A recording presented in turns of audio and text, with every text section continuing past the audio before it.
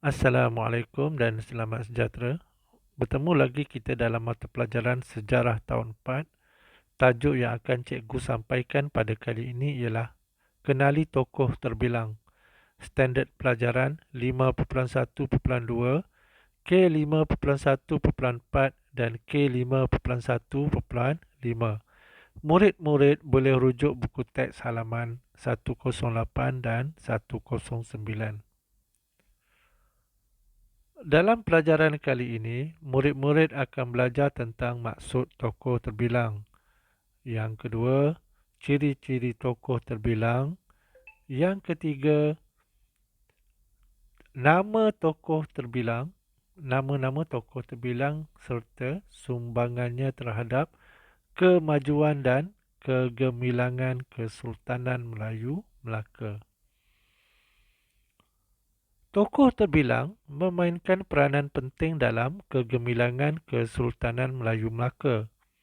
Para miswara, Tun Perak dan juga Hang Tuah merupakan antara tokoh terbilang pada zaman tersebut.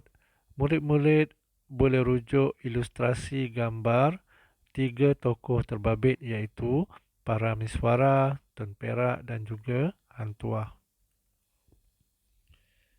Mari kita lihat maksud tokoh terbilang.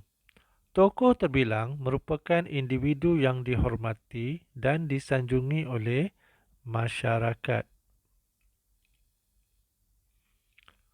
Ciri-ciri tokoh terbilang. Yang pertama, gigih. Contohnya para miswara gigih memajukan Melaka sebagai pusat perdagangan. Ciri yang kedua ialah mempertahankan kedudukan negara. Contohnya Tun Perak mempertahankan Kesultanan Melayu Melaka daripada ancaman luar, terutamanya ancaman dari Kerajaan Majapahit dan Kerajaan Siam. Ciri yang ketiga ialah berkorban untuk negara. Contohnya Hang Tuah yang mempertahankan perairan Melaka daripada serangan musuh. Tokoh-tokoh terbilang. Tokoh terbilang pada zaman Kesultanan Melayu Melaka ialah para miswara, Sultan Muzaffar Shah, Sultan Mansur Shah, Sultan Alauddin Riayat Shah. Selain itu, Bendahara Tun Perak dan Laksmana Hang Tuah juga merupakan tokoh terbilang. Murid-murid boleh rujuk ilustrasi gambar tiga pemerintah Melaka yang menjadi tokoh terbilang zaman Kesultanan Melayu Melaka. Yang pertama, Sultan Muzaffar Shah. Yang kedua, Sultan Mansur Shah. Dan yang ketiga, Sultan Alauddin Riayat Shah. Tokoh dan sumbangan. Yang pertama, para miswara. Para miswara merupakan pengasas Kesultanan Melayu Melaka. Para miswara juga merupakan pemerintah yang bertanggungjawab memajukan Melaka sebagai pusat perdagangan. Tokoh yang kedua ialah Sultan Muzaffar Shah. Baginda berjaya mengukuhkan Empayar Melaka. Selain itu, Sultan Muzaffar Shah juga berjaya melaksanakan sistem perundangan yang lebih tersusun. Tokoh yang ketiga ialah Sultan Mansur Shah. Sultan Mansur Shah berjaya meluaskan Empayar Melaka. Kalau murid-murid rujuk peta kawasan pemerintahan Melaka sehingga ke bahagian timur Sumatera, ini berlaku pada zaman Sultan Mansur Shah. Baginda juga menjadikan Melaka sebagai pusat penyebaran agama Islam dan pusat pendidikan di rantau Kepulauan Melayu.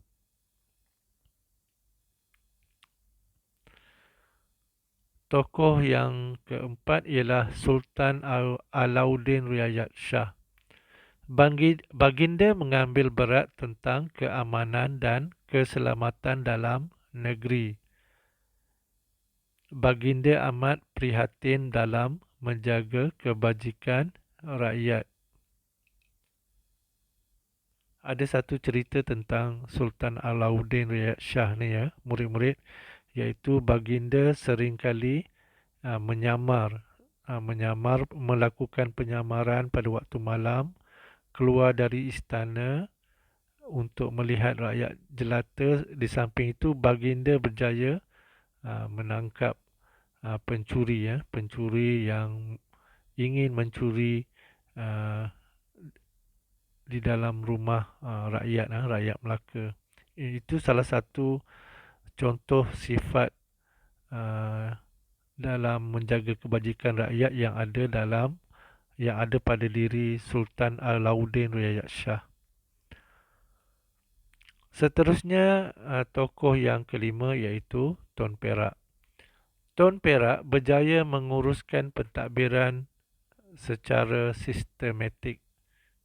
Pentadbiran Melaka begitu sistematik berbanding dengan kerajaan-kerajaan lain pada masa itu. Ini menjadikan Melaka sebuah negara yang maju dan berjaya pada zaman tersebut.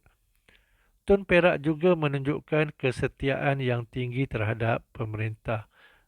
Untuk pengetahuan murid-murid, Tun Perak memang seorang yang setia pada Sultan, pada pemerintah. Pernah satu ketika anak Tun Perak telah dibunuh oleh anak Sultan akibat setelah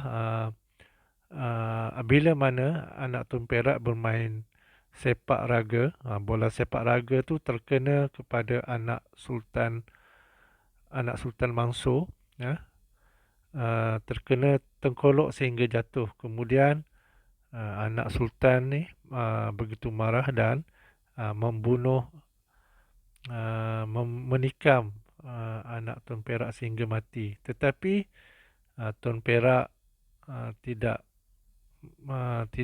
berasa dendam, tidak mempunyai sifat dendam, tidak menderhaka pada Sultan, sebaliknya masih setia pada Sultan. Begitulah sifat yang ada pada Tun Perak, iaitu mempunyai kesetiaan yang tinggi terhadap pemerintah ataupun Sultan. Tokoh yang keenam ialah Hang Tuah. Laksmana Hang Tuah memastikan keselamatan perairan Melaka. Laksmana Hang Tuah juga seringkali menjadi utusan Kesultanan Melayu Melaka apabila pergi ke negara asing, sebagai utusan ataupun ketua rombongan. Baiklah murid-murid, kesimpulan, tokoh terbilang memberikan sumbangan yang besar pada zaman Kesultanan Melayu Melaka. Kegigihan tokoh terbilang menjadikan Melaka sebagai sebuah empayar yang kuat dan terkenal di alam Melayu. Baiklah murid-murid, latihan di rumah. Padankan tokoh dengan sumbangannya yang betul. Nanti murid-murid padankan nama-nama tokoh. Ada 6 nama tokoh. Kemudian di sebelah kanan merupakan sumbangan. Sumbangan-sumbangan yang dilakukan oleh tokoh terbilang tadi. Murid-murid suaikan, contohnya Parameswara. Apakah sumbangan yang dilakukan oleh Parameswara? Kemudian Sultan Mansur Shah. Apakah sumbangan Sultan Mansur Shah? Seperti yang cikgu nyatakan dalam slide sebelum ini. kemudian Bendahara Tun Perak, Sultan Muzaffar Shah Laksmana Hang Tuah dan juga Sultan Alauddin Riayat Shah. Contoh latihan buat dalam buku tulis, boleh murid-murid lihat. Ini contoh latihan. Tulis hari, hari yang murid-murid buat latihan ini. Kemudian tulis tarikh, tulis tajuk, kenali tokoh terbilang, standard pelajaran 5.1.2, K5.1.4 dan K5.1.5. Tulis arahan, padankan tokoh dengan sumbangannya yang betul. Kemudian tak perlu photostat lah, murid-murid boleh tulis sendiri ya, menggunakan tulisan tangan. Jadi tak perlu photostat, sebab kerjanya pun mudah. Sebaiknya murid-murid tulis tangan, menggunakan tulis tangan. Baiklah murid-murid, itu saja pelajaran kita pada kali ini. Cikgu ucapkan sekian, terima kasih.